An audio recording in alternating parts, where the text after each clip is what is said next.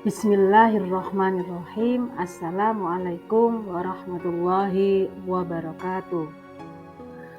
Alhamdulillah, sampailah kita ke modul 1.4 yaitu budaya positif. Apa kabarnya Bapak Ibu guru hebat di Indonesia?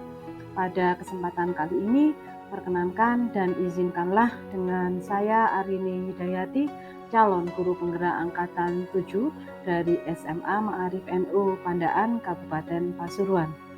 Bapak Ibu guru hebat di Indonesia, pada modul 1.4 dengan tema budaya positif, kali ini saya akan mempresentasikan tentang praktik segitiga restitusi, di mana nanti akan ada 2 kasus yang saya analisa. Bapak Ibu, sebagaimana kita ketahui bersama bahwa budaya positif sangat penting sekali diterapkan dalam kondisi apapun, baik di lingkungan sekolah, ini adalah yang paling utama, maupun di lingkungan rumah kita sendiri.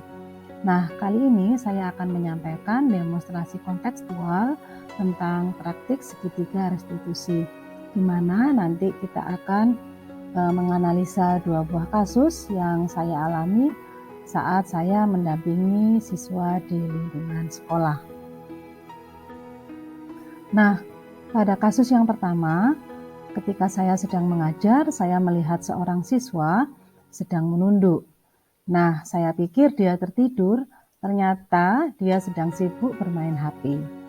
Nah, kemudian saya mendekati siswa tersebut, ya, jadi siswa tersebut bernama Tegar. Kemudian saya menyampaikan bahwa kondisinya adalah sedang melaksanakan kegiatan belajar mengajar, ya. Tapi dia sedang asik bermain dengan HP-nya sendiri. Entah itu ada game atau sedang chat dengan temannya. Intinya si Tegar ini tidak memperhatikan pada saat saya menjelaskan materi di kelas.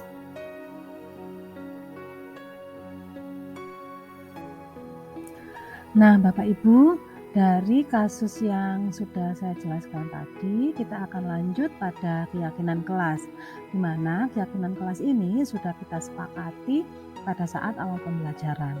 Dalam kesepakatan belajar mata pelajaran fisika di awal pembelajaran, warga kelas telah membuat kesepakatan kelas dan meyakini bahwa saat pembelajaran berlangsung, siswa akan saling menghormati dan menghargai kebutuhan belajar masing-masing. Nah, sehingga bermain HP saat pembelajaran merupakan kegiatan indisipliner karena dianggap mengganggu siswa lain yang sedang belajar. Nah, kemudian akan kita hubungkan kasus ini dengan konsep segitiga restitusi, di mana segitiga restitusi adalah proses menciptakan kondisi bagi murid untuk memperbaiki kesalahan mereka, sehingga mereka bisa kembali pada kelompok mereka dengan karakter yang lebih kuat. Nah, Bapak Ibu, ada 3 langkah segitiga restitusi. Yang pertama yaitu menstabilkan identitas, yang kedua validasi tindakan, dan yang ketiga adalah menanyakan keyakinan.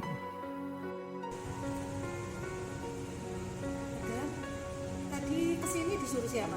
Yang manggil kesini siapa kasih temannya? Nah, Tegar, ini sedang bicara loh ya. Oh, Tadi yang nyuruh kesini siapa? tadi saya kesini disuruh sama Keisha. Bilang kalau dipanggil Bu Arin ya. Iya. Nah, kira-kira tahu nggak kenapa kok Bu Arin panggil? Karena Bu Arin nggak pernah loh manggil Tegar sebelumnya. Nggak tahu. Beneran nggak tahu ya. Nah, tadi jam pertama saat pelajaran fisika kalian kamu nggak konsentrasi ya. Biasanya kamu konsentrasi duduk di depan kemudian rajin, tapi tak lihat kamu serius sama kamu sedang mengerjakan sesuatu atau sedang chat-chatan dengan siapa. Itu pakai WA sama. Ada apa nak kok serius sekali pas pelajaran, padahal kamu nggak pernah loh sebelumnya, tapi tumben tadi tak perhatikan pas jamnya fisika biasanya kamu fokus, tapi tadi fokus ke bawah ya kan. Kenapa sih? Ada yang penting mungkin dibahas dengan temannya? Enggak. Nah, cuma saking gabut atau bagaimana? Sekitar WA aja. Oke, jadi sebenarnya Tegar kan nggak pernah melakukan itu ya. Jadi sebenarnya ini juga nggak salah. Hanya saja kira-kira yang mau Tegar perbaiki apa pada saat jam pelajaran selanjutnya? Insya Allah saya akan memperhatikan Bu Harini ketika menjelaskan dan tidak pernah lagi dengan Bu Harini. Kita dengan guru yang lain ya, nak sama seperti itu ya. Nah, kira-kira kita kan sudah pernah buat ya di awal kita masuk kelas 10 sebelum mulai KBM kita sudah pernah membuat keyakinan kelas. Nah, kira-kira keyakinan kelas apa yang Tegar lakukan tadi? Keyakinan kelas tidak boleh bermain HP saat jam pelajaran. Nah, di antara tidak boleh bermain HP yang Tegar tahu yang pernah kita sepakati keyakinan kelas apa saja? Jujur, bersikap jujur, menghormati sesama, disiplin, jam tepat waktu.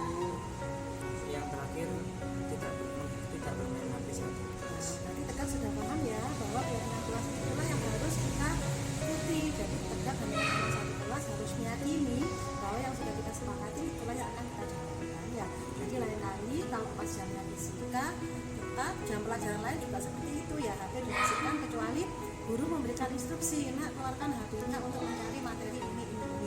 Kalau memang tidak ada instruksi untuk mengeluarkan HP itu tetap berada di dalam yang lain. Nanti juga diberitahu seperti itu. Tegar juga harus tetap mematuhi keyakinan kelas yang sudah disepakati. Oke, silakan kembali di kelas. Terima kasih ya, Nak. Terima kasih.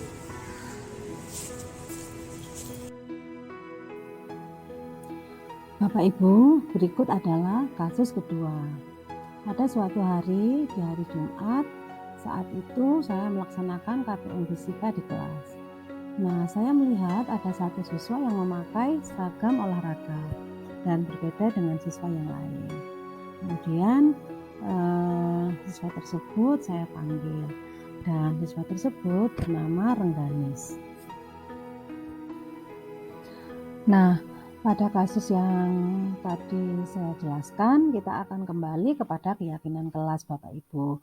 Nah, di mana pada awal pembelajaran, seluruh warga kelas, saya bersama seluruh murid juga sudah membuat beberapa keyakinan kelas. Nah, di antaranya adalah siswa harus disiplin dalam segala hal terkait tepat waktu dan memakai seragam sesuai ketentuan. Berarti pada kasus tadi secara otomatis Rengganis sudah melanggar keyakinan kelas yang sudah disepakati bersama. Nah, Rengganis tadi pas mau kesini menghadap Bu Arin yang manggil siapa? Namanya tadi yang manggil kesini. Oh, Tegar ya. Kira-kira Rengganis tahu nak kenapa Bu Arin panggil? Bu Arin nggak pernah loh sebelumnya seperti ini manggil Rengganis secara khusus. Kenapa nak? Oke. Hari Jumat ya sekarang ya. Kalau hari Jumat kayaknya harusnya pakai batik nak ya dan bawaan putih. Rengganis kenapa kok pakai baju olahraga? Tak lihat di jadwal juga nggak ada waktunya pendidikan jasmani kan hari ini ya. Terus kenapa kok pakai baju olahraga nak? Karena baju saya masih basah belum ganti. Tadi malam nggak dicek? Belum dicek. Terus tadi waktu mau berangkat nggak ada seragamnya ya karena masih belum dicuci ya dan masih kotor berarti. Nah, baik nak, Rengganis nggak salah, tetapi Rengganis sudah melanggar. Jadi kita punya peraturan kelas, kita punya keyakinan kelas yang harus disepakati ya.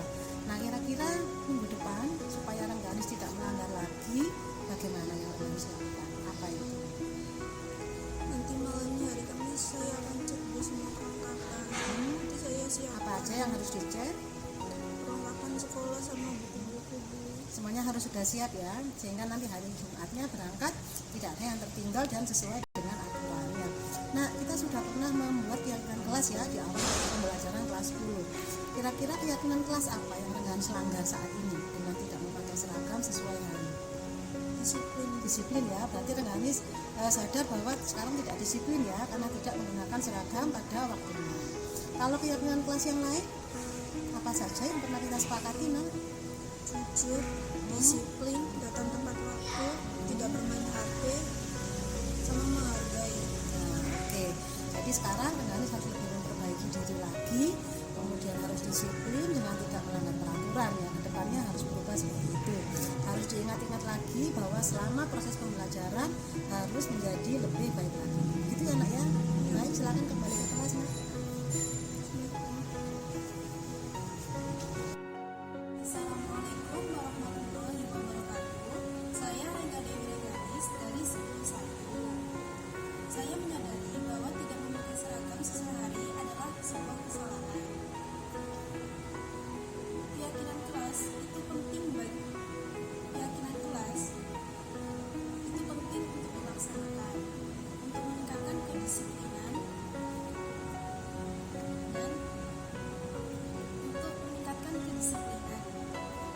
kasih untuk Bu Arini karena sudah mengingatkan saya untuk selalu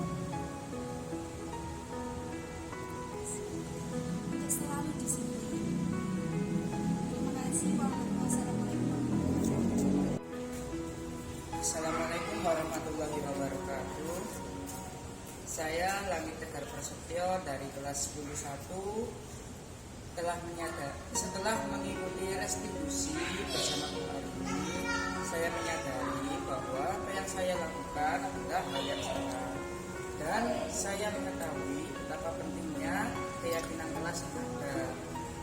Di antaranya yaitu untuk melatih kedisiplinan, lalu meningkatkan kejujuran.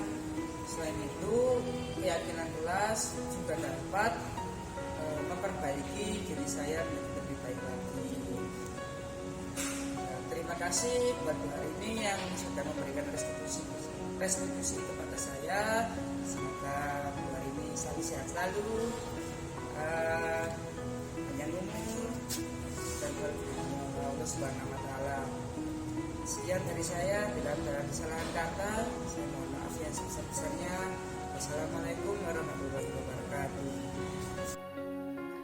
Baik Bapak Ibu, sampailah kita di penghujung kegiatan presentasi kali ini. Dari kegiatan segitiga restitusi dan dari 2 kasus yang sudah saya sampaikan tadi, maka yang bisa kita simpulkan adalah bahwasanya penanganan kasus yang dilakukan oleh guru dengan menggunakan konsep segitiga restitusi, maka diharapkan guru dapat memposisikan dirinya sebagai manajer dengan memberikan pertanyaan-pertanyaan bermakna.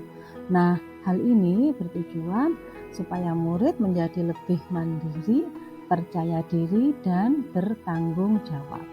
Oleh karena itu, Bapak Ibu, mari kita bersama-sama menerapkan budaya positif di lingkungan belajar kita, di sekolah tempat kita mengabdi, sehingga nantinya akan tercipta situasi, kondisi, kegiatan pembelajaran yang berpihak pada anak. Terima kasih Bapak Ibu atas perhatiannya. Tetap semangat, guru penggerak, tergerak, bergerak, dan menggerakkan. Wallahul muwaffiq ila aqwamit thoriq. Assalamualaikum warahmatullahi wabarakatuh.